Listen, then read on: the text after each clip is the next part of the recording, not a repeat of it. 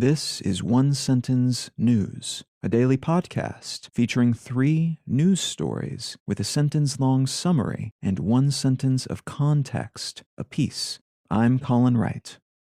This is a sponsored message. I've been using Anchor as my podcast host for a while now, and it's been a pleasure to use. Anchor offers benefits that most other hosts do not. It's free to use, but it also has a collection of tools that allow you to create a podcast completely within the Anchor website or smartphone app. They distribute your show to Apple Podcasts, Spotify, and all the other distribution channels without any additional effort on your part, and you can make money from your podcast without any minimum audience size. So you can use it as a more traditional podcast host like I do, but it's also got everything you need to start a podcast from scratch. If you're keen to give it a shot, download the free Anchor app or go to anchor.fm to get started.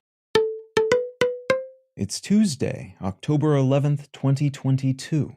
Let's talk about the news. From the Wall Street Journal, Fed on track for another large interest rate hike after jobs report. Most analysts are saying that due to relatively high employment numbers in a recent jobs report, the U.S. Federal Reserve will stick with previously announced plans to raise interest rates, likely by another 0.75 of a percentage point at their next meeting on November 1st and 2nd.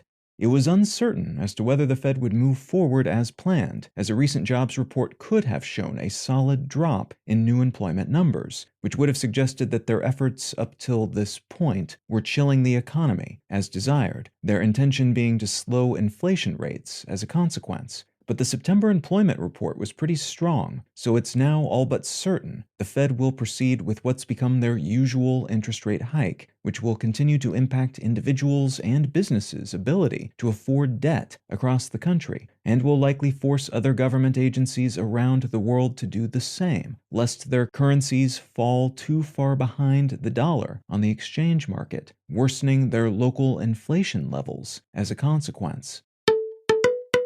From Reuters, Venezuela flood kills at least 25 after heavy rains.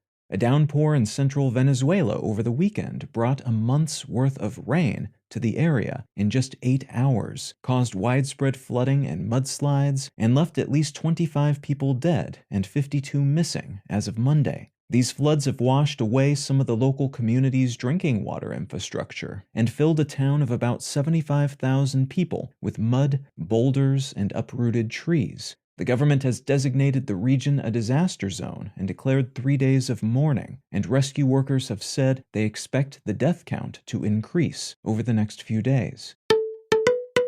And from Bloomberg, no possibility of reconciliation as U.S. slams China chips. The U.S. government has announced new restrictions on semiconductors and related exports to China as part of a larger strategy of slowing Chinese efforts to develop their supercomputer, artificial intelligence, surveillance, and advanced weapons research.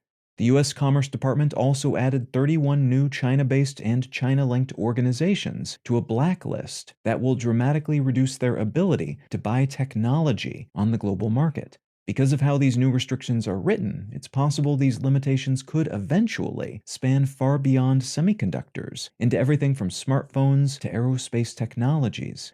The Chinese government is not happy about this development and has warned of retaliation if the U.S. doesn't pull back on this regulatory escalation. If you're finding some value in One Sentence News, consider leaving a quick review wherever you get your podcasts and/or sharing the show with a friend. You can find out more about this show or subscribe to the email version at onesentencenews.com, and you can support this and other related projects like the Let's Know Things and Brain Lenses podcasts at understandery.com.